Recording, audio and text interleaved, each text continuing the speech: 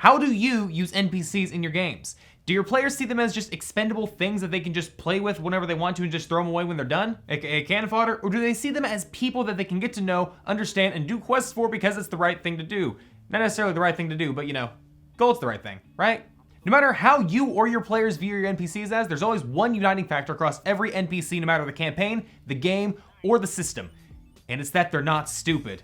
I mean, some of them might be stupid, but they're not all unanimously stupid across the board. They have goals, they have aspirations, and they have things they want to do. Most of which being survive. So in this episode, we're gonna be talking about how we can use our NPCs to make a world feel bigger, fuller, and more interesting than they actually are. Because let's be fair here, most NPCs we come up with on the fly, and we have a name and a sheet of paper, maybe with an occupation on it, but past that, it's a little lacking. So let's get into it. The number one thing that's gonna set your new NPCs apart from any NPC you did before is the fact that your new ones are gonna have goals, they're gonna have aspirations, and they're gonna have motives behind what they do. Sure, they wanna survive. Sure, they wanna eat the next day, but there's a little bit more to it. Does that commoner really wanna work the fields all day, or do they really wanna become a bard? Do they wanna learn how to play music? Does that Fire Nation worker really wanna be a soldier, or did he really just wanna be an architect? And that's the great thing about being the GM. You get to decide what all these things are. You're not relying on anybody else's input for it. It's all up to you. It's kind of intimidating at the same time, but it's also really liberating because nothing you say about it is wrong at that point. If somebody wants to just literally work all day because they like working the field, that's what they do. If they just want to cook all day because that's what they like to do, that's what you choose. That's just the thing about it. It's whatever you want it to be. So really, there's no wrong way in how to write an NPC. As long as they have goals, aspirations, or motives, you have a reason for them to exist and you have something that they can use to further the plot development, or just give your players lore about the area. And those three things are gonna inform how they react to basically everything that they encounter. Everything the players throw at them is gonna be bounced off of those three things. Does it further their goals? Does it further their ambitions? And if not, if there's something blocking any of those three things, the party then has a problem that they can solve and they can work forward through. But if you figure out those three things, whatever those three things are, that drives the NPC to do basically anything. If the parties are opposing to any of those three things, they might not help them out nearly as much, or they might need some extra persuasion. But if the party's actually working towards any of those three goals, that NPC's way more likely to help them out. Or they might even help them out with a quest, or with information, or gold, or anything like that sort. But in addition to having their own goals and aspirations, they're a part of a community, their town, their local census. Who knows what they're a part of, but that's also something that influences them. And this is a little side note here, but if your party's fighting bandits or anything, it's not very likely that they're gonna fight to the death. For most people, self-preservation is top dog here. If there's a group of bandits that are attacking a party of adventurers and two of them go down in one hit, more than likely the rest of the bandits are just gonna hightail it out of there. And even further than that, if your party's filled with murder hobos and they happen to, threaten townsfolks all the time to get whatever they want to, people are gonna talk.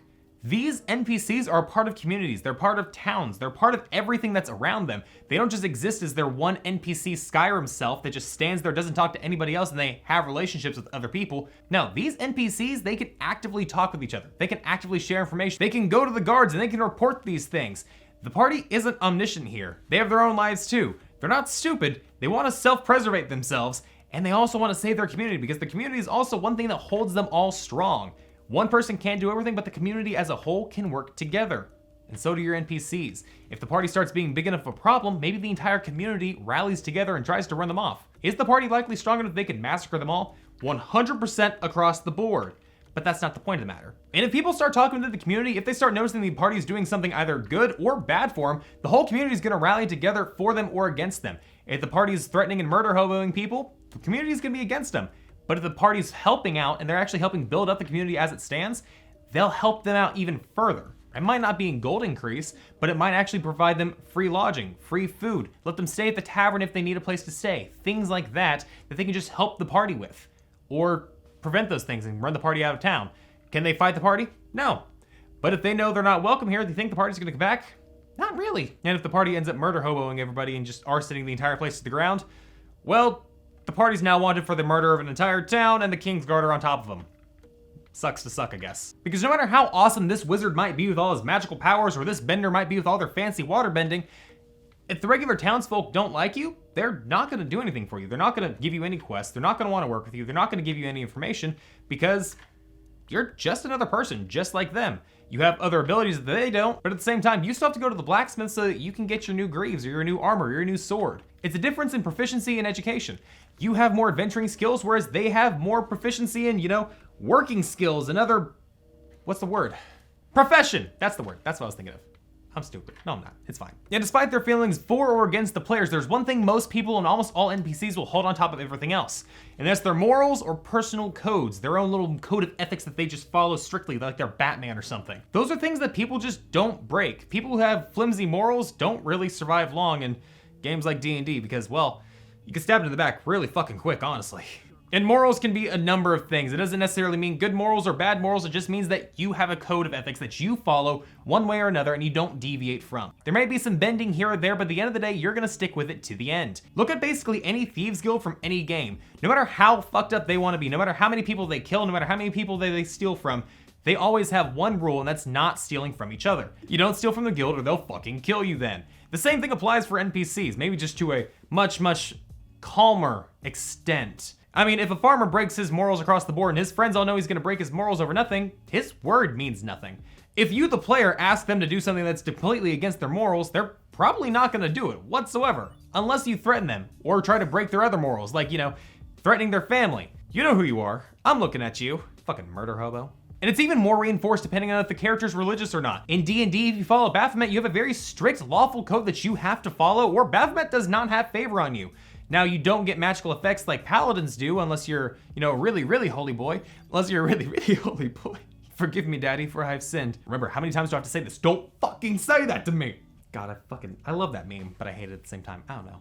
Tangent. But even in games like Avatar Legends, where people mostly revere spirits, there's still a very fond respect for it and following the traditions and rules around those spirits and around the locations that they share part of and the traditions of their people. Your average NPC is not going to break their codes, their morals, or their religion just because the party asked them to. The party's either going to have to work those morals and religion, or they're going to have to say fuck it and find somebody else to help them.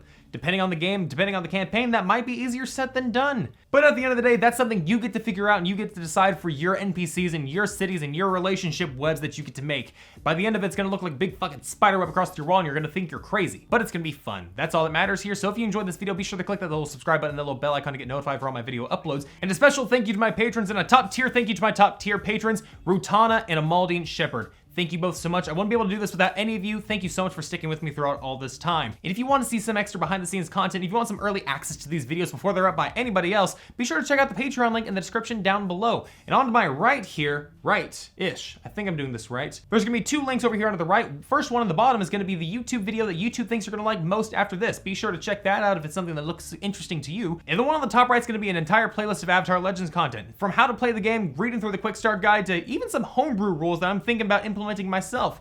With that in mind, I hope you enjoyed this video. I love you all, and I'll see you in the next video. See you guys. I'm re-recording this because we had some last-minute additions, so a top tier thank you to my top tier patrons, Amaldine Shepherd, Rutana, and Boom Mike. Thank you all so much. You're the reason I'm able to do these things. You all are amazing. I love you all. Thank you so much.